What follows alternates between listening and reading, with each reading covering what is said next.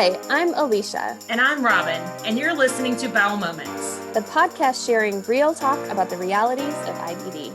Served on the rocks. This week we talked to Abbe Feitelberg. Abbe is a longtime friend of Robin's, who's also a lawyer living with Crohn's disease. We talked to her about the Americans with Disabilities Act and the protections that it has for people living with IBD. We talked to her about living with other health conditions and how she manages her care. We talked to her about choosing the treatment that works best for her lifestyle and her busy work schedule. And we talked to her about living life to the fullest. Please keep in mind that the views expressed in this are those of the speaker and should not be construed as medical advice or legal advice. Cheers. Hi, everybody. This is Robin. Welcome to Bowel Moments. Hey, guys.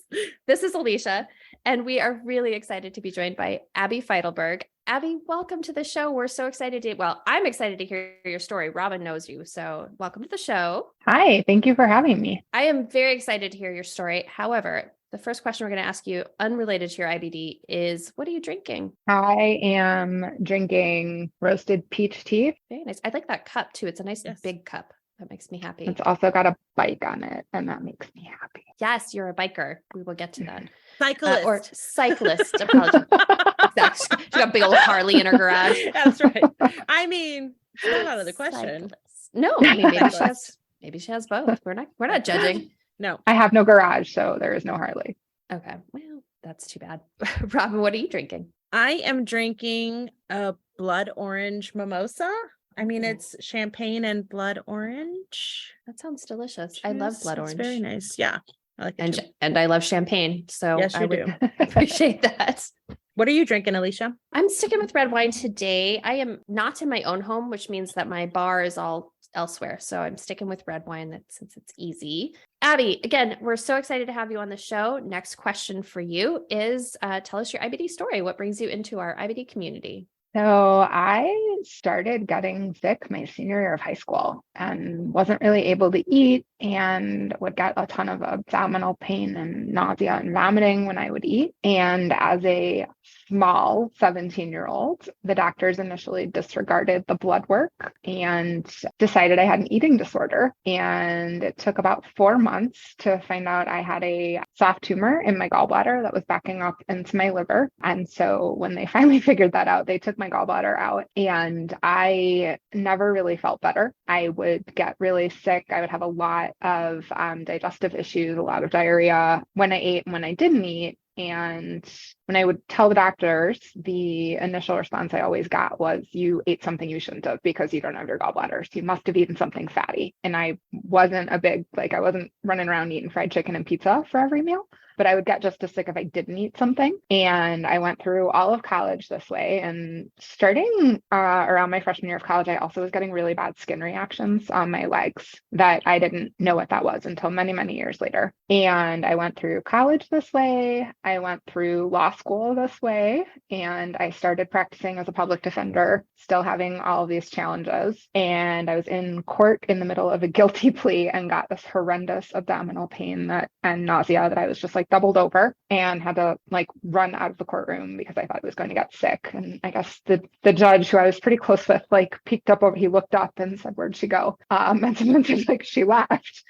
And they went and got one of my bosses who was in the courtroom next door, and he sat with me while the ambulance came. I had no idea what was going on. And I ended up in the emergency room, and they decided to take my appendix out. And the surgeon who removed my appendix when I woke up said, "What are you doing about your Crohn's disease?" And I said, "My what?" And he said, "Your Crohn's disease." And it was about 10 years after I had started getting sick. And I said, I don't even know what that is. I don't know what that word is. I don't know what you're saying to me. The surgery set off a really bad flare. So he sent me to a GI who said, "Yeah, you've got Crohn's disease. We can see it. You've got lab values, all the things." And so I was home for about 8 weeks while they tried to sort out the flare and healing from surgery. And I found the Crohn's and Colitis Foundation, and 10 years of my life made sense.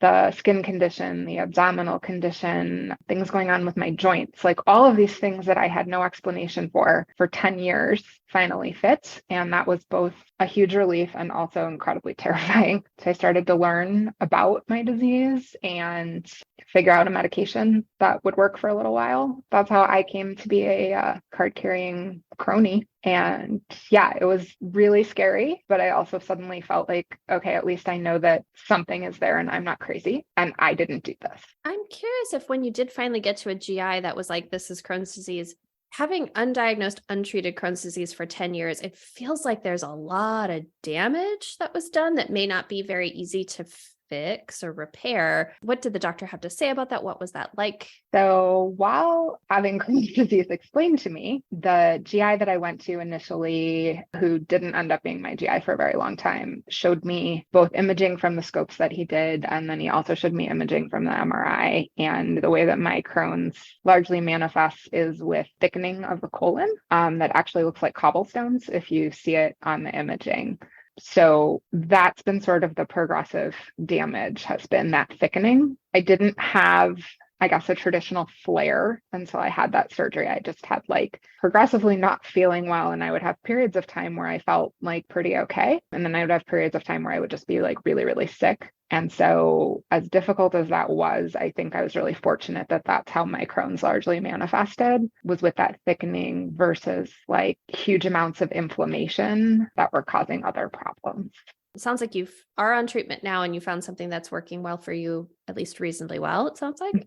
Have they noticed a change in your colon? Like, has that reduced the thickening, or is the thickening kind of a permanent thing now? The thickening kind of is what it is. I went through a whole bunch of medications to land where I am, including some really scary things with 6-MP and some adverse reactions to that, and finding out allergies to some other things to land finally on Entyvio just about 8 years ago. But the thickening hasn't gotten better.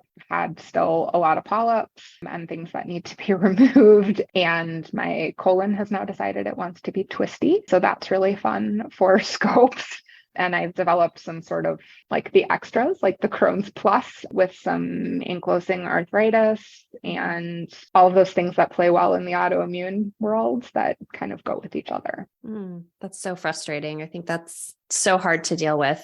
So I'm very curious because you said there's a lot of your story that like, there are pieces of this and I'm not sure how they go together. So this is a bit of an unrelated question for you, because when you gave us your bio and everything like that, you were an art major and then you went to law school and then you became a public defender and now you're not doing anything to do with public defending. So how did you get to the place you are now? And has any of this been because of your Crohn's disease that you sort of decided to switch? Because I know we had another woman on, Hannah, who is a lawyer as well. And she was talking about like how unfriendly it was to go to court and not be able to like cope with her. In her case, she had an ostomy and like tending to her ostomy and being able to go to the bathroom, and how like basically unfriendly it was to be a lawyer. And so I'm curious if that shaped any of this. Yeah, so I was apparently a very well-directed 8-year-old. When our third grade class, and we all went around and said what we wanted to do when we grew up, I wanted to be a lawyer when I grow up, and someday I hope to grow up. But I also knew I didn't want to be a poli-sci major. So I loved photography. Because of not feeling particularly well in high school, didn't take gym. I played soccer. I ran cross country real poorly, but I did not have to take gym class. So I took a whole lot of photography classes and loved it. I love the darkroom. I love film. And my college, University of Wisconsin, also had a great glassblowing program. So I decided I was going to be an art major and go to law school. And I initially wanted to do art law, and then was quickly told in law school that there is art law, but artists generally can't pay for that. So that is pro bono. So you actually have to find a lawyering skill that will pay your bills. And I ended up taking trial advocacy and clerking at the state's attorney's office in Chicago, and just really loved court. Something really kind of exciting about it. It is doing good work, and it was really important. I decided I did not want to be a prosecutor and ended up moving to Kansas City to work in the public defender's office there. And I like to think of that as the hardest, best job I will ever love. And I was really fortunate. Our prosecutor's office and our public defender's office and our courts all worked really well together. So I actually tried a case having a flare and had known the judge for a number of years and let him and the prosecutor know And he told me, he said, if you need to leave the courtroom and, take a pause and come up and tell me, you just walk right up to the bench and say baseball and walk out the back door of the courtroom and we will figure out how to take a pause. So everybody was really understanding. What ended up being a fairly lengthy hospital stay, leaving a deposition. And a friend who was a prosecutor actually took me to the hospital and sat there with me until her now husband, who worked in my office, could come keep me company for a bit. So I've been really fortunate in my legal career. I moved over to the civil side, still in government practice. And again, same judges who were really understanding. I never missed court. I did a hearing from a hospital bed, which was my choice. I didn't really want to give that up, and kind of ended up in employment law by accident due to some people leaving my office. When the opportunity came to step out of litigation, it was a nice kind of way to take some stress off and not feel that pressure if you have to be there every day and you've got clients that need you and you have people that need you to be somewhere at this day, at this time, regardless of how you're feeling. But I've been really fortunate to have really understanding people, which I think has shaped how I engage with others when they're in the leave practice, going through ADA or FMLA or any of those things. I'm glad you brought those up, because that was going to be my question to you, is that you are obviously the most knowledgeable person we've had on the show about employment law and protections for people who may have medical conditions. Can you talk a little bit about what you think other people should know that have inflammatory bowel disease that may be needing some of these protections? We've touched on it a little bit, but we're not lawyers. We're barely able to do this podcast, is basically how it goes. Barely able. I just need to take myself off mute for 1 second. We're barely able. I think you guys are rocking the podcast. You use the word protections, and I think that's really important. I think a lot of people assume if they're being given paperwork for a leave or they're being asked about an accommodation under ADA, that is somebody trying to find out something about them to take them out of their job. And those things really are protections for an employee. So taking the opportunity to fill out that leave paperwork, you may not be having a flare or need something right now, but filling that out as intermittent leave, that you don't have to bring in a doctor's note if you're having a day that you just can't do your commute even. Like, you may be able to work from home if your job allows that, but you might not be able to sit in the car and drive to your office or sit up comfortably in a chair. So doing things like having that leave available to you. The ADA accommodations process is actually really fascinating. Figuring out what you can do to be able to do your job in a creative way is one of the things I love best about my job, is helping somebody be able to keep their job. And so thinking about things like remote work, thinking about things like a flexed schedule, all of those things are really there for you as an employee to allow you to continue to remain employed. And I know for me personally, it's part of my feeling like I'm living my life the way that I want to, is being able to go to work and do the things that are important to me, that I have put effort into being able to do. To not have that taken away from me has been really important. I appreciate you putting it that way and highlighting what Alicia said by calling it protections, because I feel like we've had some people on the show who are amazing guests and amazing patient advocates who could benefit from that language switch, right? Just that idea that it is protection for the employee. It's not out to get them. That part of the system is not out to get them. That part of the system is there to protect them. It's, I think, one of the few parts of the system that's there. Like, I think we as patients can spend a lot of time arguing with an insurance company about what medication or what treatment we can have. It's really one of the few spaces where no one is going to argue with your doctor. If what your doctor is saying you need to be able to do your job is reasonable, and that's a high bar for an employer to say it's not reasonable, that's a really tough challenge for them to overcome. They don't want to argue with your doctor. And if your doctor says you need leave, a continuous block of it, or on an intermittent as needed basis, they can't argue with you about that. So it really is protection. And I think that word is really impactful. It's my understanding that you don't necessarily have to disclose what you have in this process. Even if you're asking for accommodations, it's not like you have to say, I have Crohn's disease, and so I need these things, or I have ulcerative colitis, and so I need these things. It's, I have a medical condition that requires me to have access to an infusion center, or leave occasionally, or a work from home scenario because of what it is. And your doctor doesn't have to provide that information. Am I right? So your doctor does need to certify for leave that you have a qualifying medical condition. And that's that's really, again, they don't have to disclose what it is. They have to disclose that it is a condition that qualifies. When we think about ADA and the accommodations there, your doctor needs to certify that you have a medical condition that impacts one or more major life functions. And that's a pretty extensive list. ADA is not going to cover somebody who has the flu because that's temporary. If somebody gets the flu and that causes, say, hearing loss because of a lasting impact, that hearing loss is going to be a major life function. So when we think about that within the context of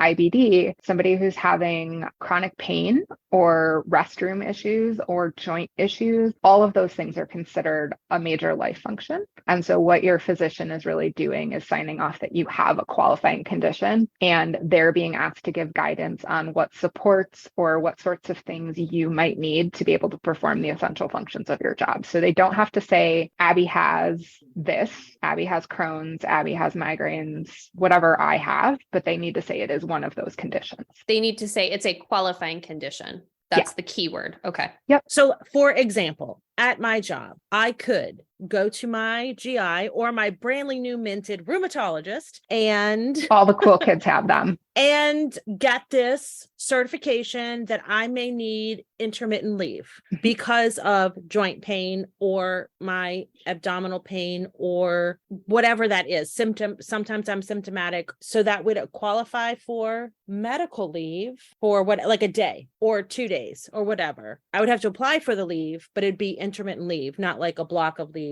So leave under the Family and Medical Leave Act, which Yes. is the one that most people are familiar with, is you need to have been at your employer for 12 months for, I believe it's 1,250 total hours worked in the last 12 months. And it entitles you to up to 12 weeks of leave in a rolling 12-month period. You can have multiple leaves. So if you're having surgery and you know you're going to be off work for 4 weeks, you can have one FMLA that is for a continuous block of 4 weeks. If you also may have a flare up of a condition that is unpredictable and you may have doctor's appointments to go to, your physician can certify that you may have a need for an intermittent leave. Got it. Okay. That would leave you, if you took the 4 weeks for your surgery, you would then have 8 weeks of intermittent leave left. And the ask is always that you notify an employer as far in advance as possible for things like doctor's appointments. Some of us get a little, signal thrown up when we're going to have a flare. So if you know that something is coming, it's nice to be a good employee and tell your job, like, hey,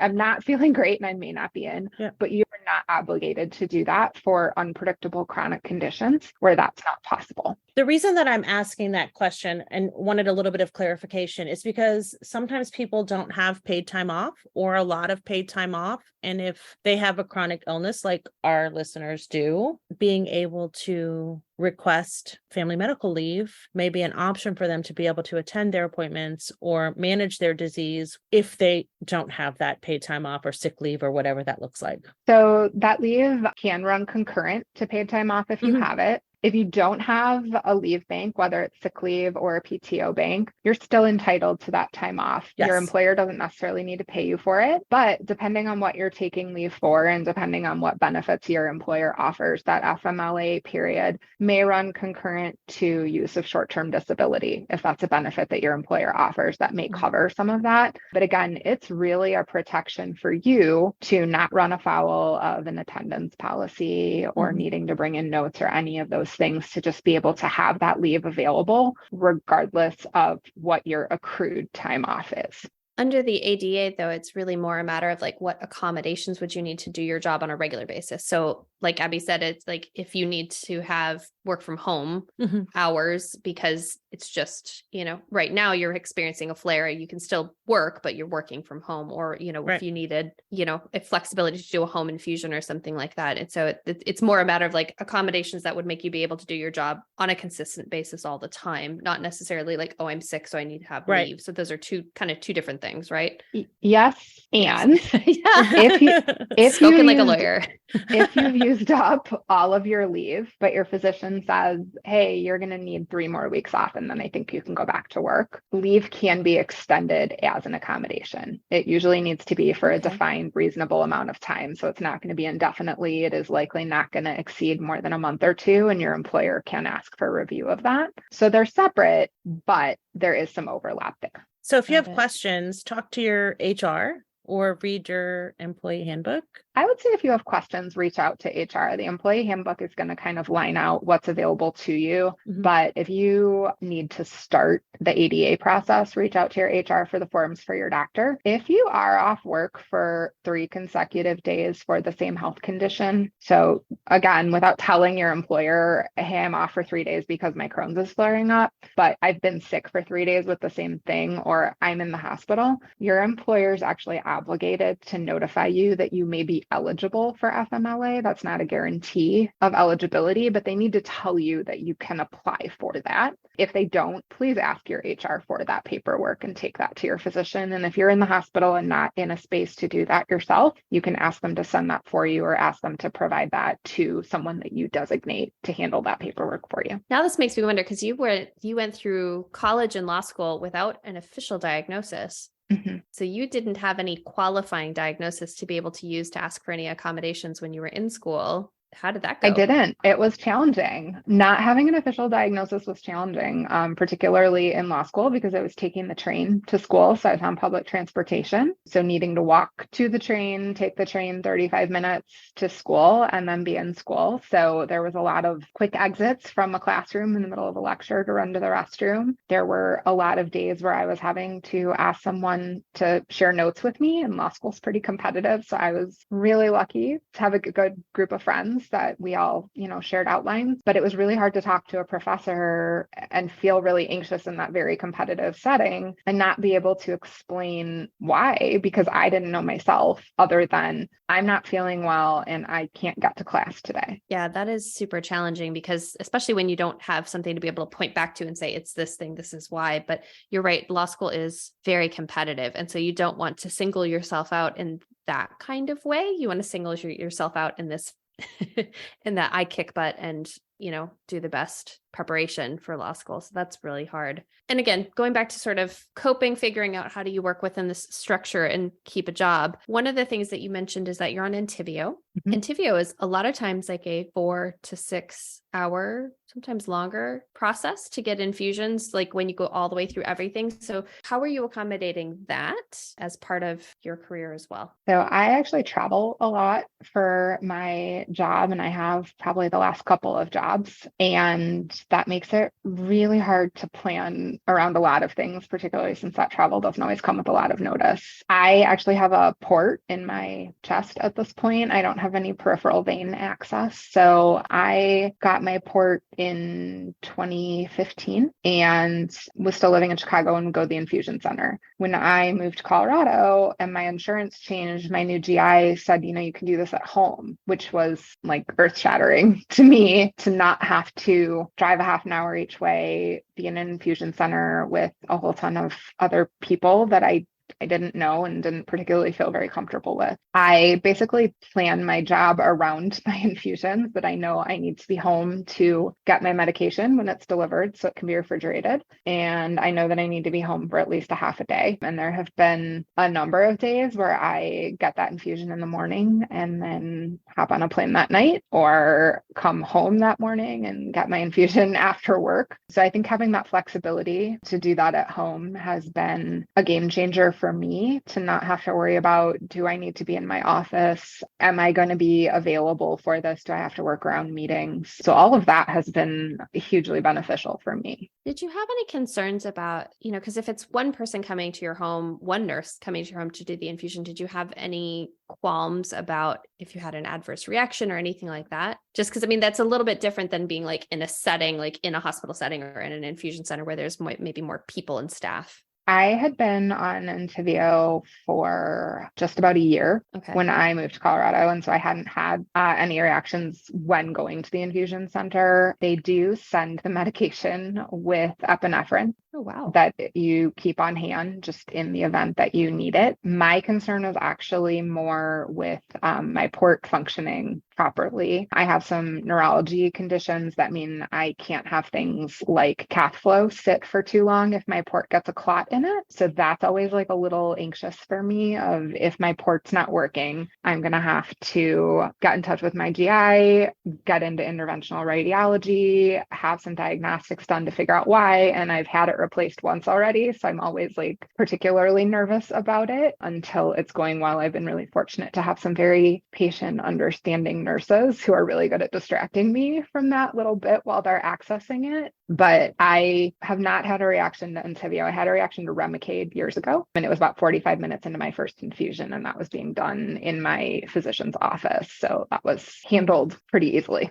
Do you mind talking about having some additional medical stuff that is going on with you, some other medical conditions it sounds like that you're coping with in addition to having the Crohn's disease? How do you coordinate your care? How do you decide which one is going to take precedence? Like, how do you coordinate your teams? So I have some complicated neurology things. I have status migraines, which basically means I have some type of a migraine every day. It's just a matter of how much it's going to spike and how much it's going to take me down for the count. I also have a right frontal cavernoma, which is sort of a persistent brain bleed. It shows up on imaging. It doesn't cause pain in and of itself. It's something that's monitored to see if it's actively bleeding or how much it has expanded year over year. Those things generally don't play well with Crohn's. I also have arthritis, primarily in my feet and also a little bit in my neck. Also does not play well with Crohn's on the medication front. I have been really thoughtful and really intentional about keeping all of my providers kind of in one place.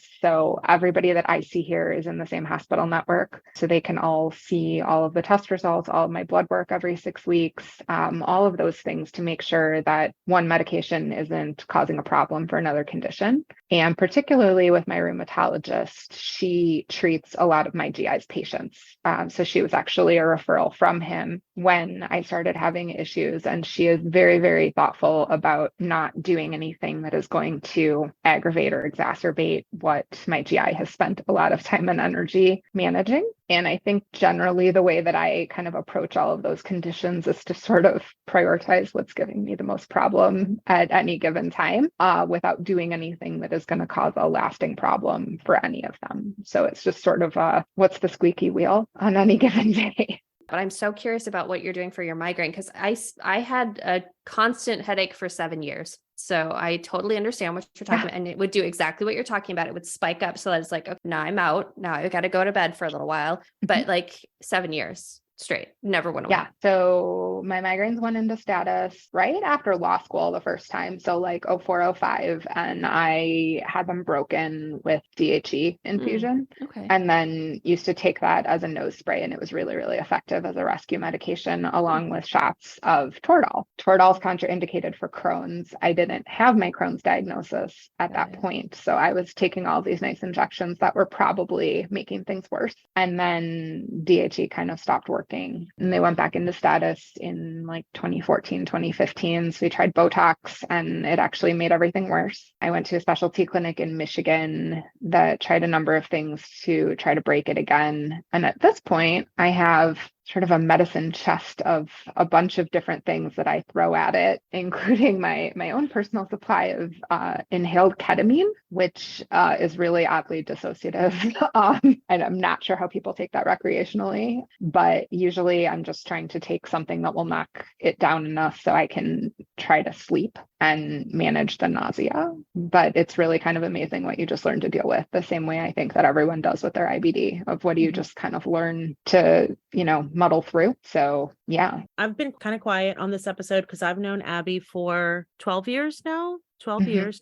And that 2014, 2015, not knowing what was going on as somebody who loves her was pretty scary, being so far away from her and not being able to help or support. Not to make this all about me, add some levity, but it was really hard to not be able to help her in a real way, like to provide some kind of real support.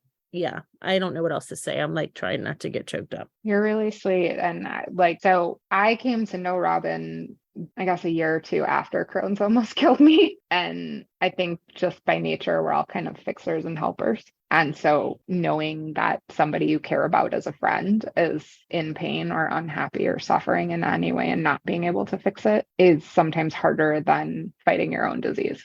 I agree. I think it is like, you know what you can cope with, but you don't always know the limits of your friends. And so, or your loved ones. And so you want to be able to help so that they don't reach them. That's understandable. I know you mentioned hospital stay.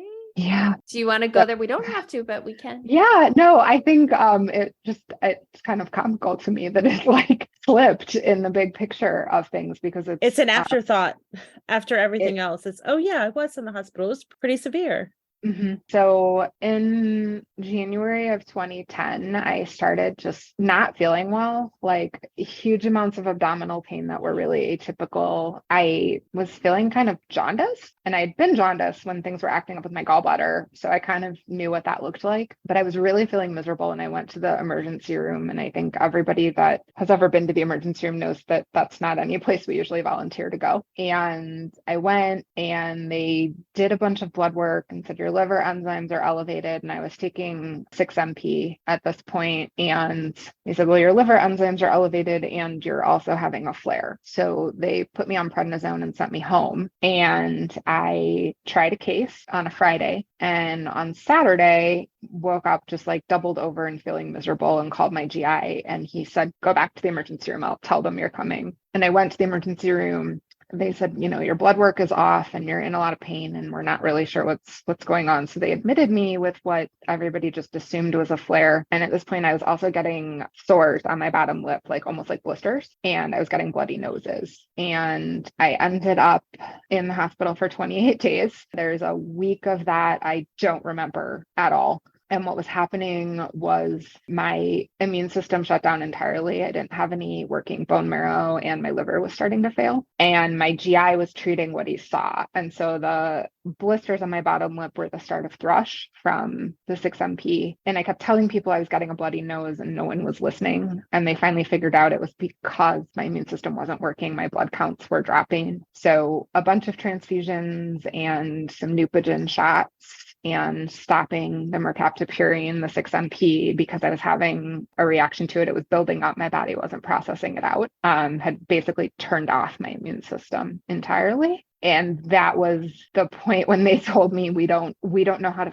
fix this, and we don't know if you're going to go home. And so at 30, to be told, like, we don't know what this is, and we don't know why it happened or how to reverse it or how to stop it, so we're going to try a bunch of things and hope that something works, was kind of the point in my life where I either had the option to fight really hard to go home and make something count, or kind of give up. And so when I went home, that was really the point where I chose to live my life in a really intentional way, and chose to take every opportunity that I had to take back what Crohn's tried to steal. Wow. So you were having your body wasn't processing the medication, and that's what was causing all of this cascade of other things happening? Yeah, there's an enzyme that you need to process 6-MP out, and I am apparently low on that. So I was taking kind of a split dose of that medication, of higher one day, lower the next, and I had been taking that for a couple of years, and it was apparently just too much for what my body could handle, and it just built up in a way really quickly. And then taking the prednisone with that to deal with what was happening separate and apart from it just kind of shut everything down. I mean, holy cow, that is a lot. Okay, so you went in there. They didn't know right away that that's what was going on. Once they did, is there a rescue medication that you take, or is there something they do to fix it? So they pulled that medication. They didn't know right away. My family was several states away. My parents were several states away. My dad actually showed up for a weekend and tried to get all of the doctors to talk to each other. So they didn't figure it out until somebody called hematology and oncology, because it was a blood thing and it was a bone marrow thing. And so I had this really wonderful hemonc doc who came and visited me after they stuck me in this, it was actually the bone marrow transplant room, because I had no immune system. And he came in and said, we're going to try the transfusions and we're going to try this Neupogen shot to hopefully kickstart your bone marrow, since we pulled this medication. We hope it is all out of your system at this point. If that doesn't work, the sort of next line treatment for that is a bone marrow transplant, which felt really big and really scary. So they gave it a few days. And when your immune system starts waking up, there's all these fun things they don't tell you about, like you're going to get a rash all over your body because your body is fighting back against an infection, or your legs are going to hurt like you've never experienced because you've got bone marrow in your big bones. And so when it starts waking up again, it's going to push back out on your bones. So all of these things start happening that no one told you about. And the doctors think it's great. I had no idea what was going on, but the doctors were happy. So, kind of went with it and trusted that they were going to do what they could for me to get better. That's wild, man. So you had the bone marrow transfusion? I did not have the bone marrow transplant. They gave me about a week of all of these fun things. And because my immune system was starting to wake up, they were confident that things were going to fix themselves on at least my immune system starting to function. And that was sort of first priority. And then it was, we'll reassess your Crohn's once we know that your body's going to function again. Wow, that's really traumatic. It was a lot. Traumatic and dramatic. I have to just say that this interview so far has taken some twists and turns that I had not expected. Like, I know that Abbe is an employment attorney, and I did not even think like, oh, let's talk to her about ADA and FMLA. Like, that's not. Meanwhile, I'm like, thinking. Free legal advice. Yay. I just play a lawyer on Zoom. Abbe, I think this is very wild and unexpected because, again, Robin knows your story. This is the first I've ever heard it. I did not know any of this about you. You did not put any of this into your questionnaire, which I'm actually really grateful you didn't, because then I can just sit here and be like, what's happening? What then happened? So thank you for not sharing it, I guess, which is kind of a weird thing to say.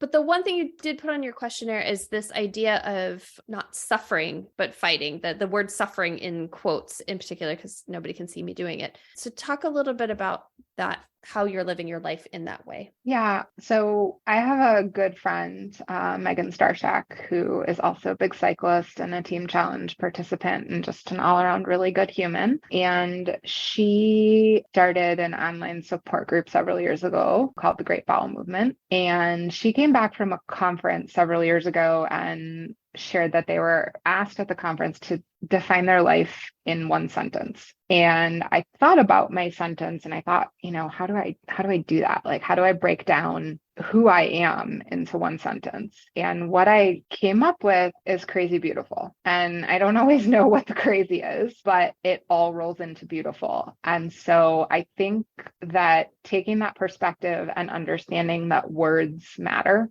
and they give context and they frame and they allow you to own your narrative. I found I was really put off when people would say, oh, you suffer from Crohn's, because I don't think I suffer from it. It's part of that crazy beautiful. It has brought me amazing people and people that I've gotten to know because of IBD, but people that I'm friends with and people that I consider family with, so separate and apart from it. It's given me amazing perspective on how I want to live my life and why I do the things I do and why certain things matter to me. And I think that having the perspective that it's something that I fight allows me to own it and allows me to control how my story ends and how my story is told. And I think that there are few things more powerful than being able to do that, to really own something that I otherwise don't have a lot of control over. I also do not like the word suffering with, and I actively correct people. And when I see it in literature, let them know you need to change the word suffering or, any kind of communication, especially when it comes to advocacy, because while we may suffer at times because of our symptoms, we are not suffering. I think that's super spot on. There was a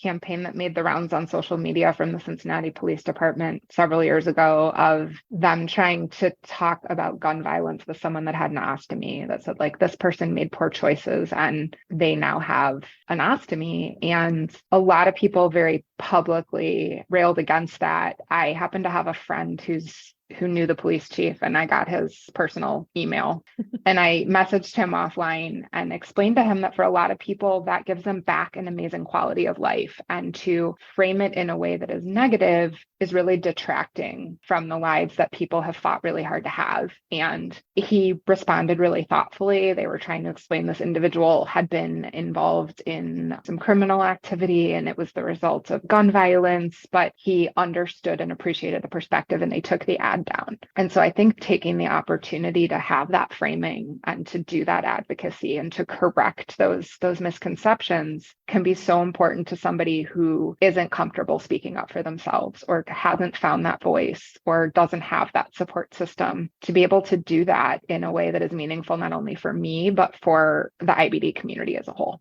And I think more recently it was Matthew Perry's book and him talking about in very negative language around living with an ostomy, having to have an ostomy because of him having an addiction issue, and about how he was basically a form of punishment. And that really ruffled so many feathers in our community, justifiably so, because like you said, we've had so many people on this podcast that their quality of life was so incredibly poor prior to them getting the ostomy, and the ostomy was able to give them back the ability to eat and drink like they normally did and make them feel so much better. And so it was really sad, but powerful to see how, because of him framing that way, people's responses to it. And it's like you said, language matters, words matter. And it's such an ignorant view in that case for Matthew Perry. And it sounds like this police department as well. Abbe, I hate to say this, but time to ask you the last question. What is the one piece of advice that you have for the IBD community? What would you want them to know? You are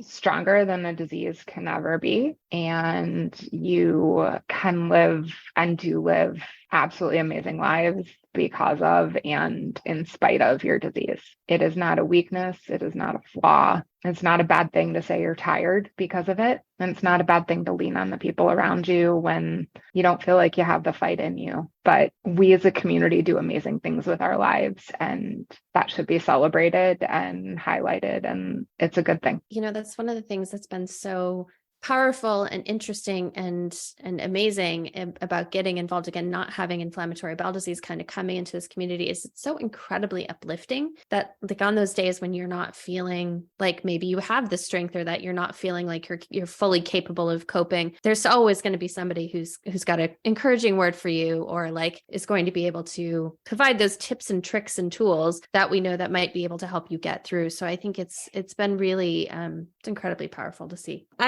I didn't realize, I'm taking us back. Alicia's trying to wrap us up and I'm taking us back. I didn't realize that that's where Crazy Beautiful came from. I mean, we've had Megan on the show and she talked about the Great Bowel Movement, but I know that you always add Crazy Beautiful to everything. And I never realized that that's where it came from. And I started crying, and I've been quiet since then because I've been crying. So I just wanted to mention that part again. Bring us back to that one more time, like owning your narrative and creating that sentence. Thank you so much, Abbe, for coming on the show. I really appreciate your willingness to share with our listeners. Thank you for having me and giving me the opportunity. And I hope that, people hear it and it resonates for their story. And it gives them the space to share their story and use their voice. Yeah, it has been such a pleasure getting to know you today and getting to hear your story. And we're so glad you were able to come on and join us. So thank you so much, Abbe, for joining us. Thank you, everyone else, for listening. And so cheers. Cheers. Cheers. Hi, this is Abbe. If you liked this episode, please rate, review, subscribe, and share with a friend. Thanks for listening.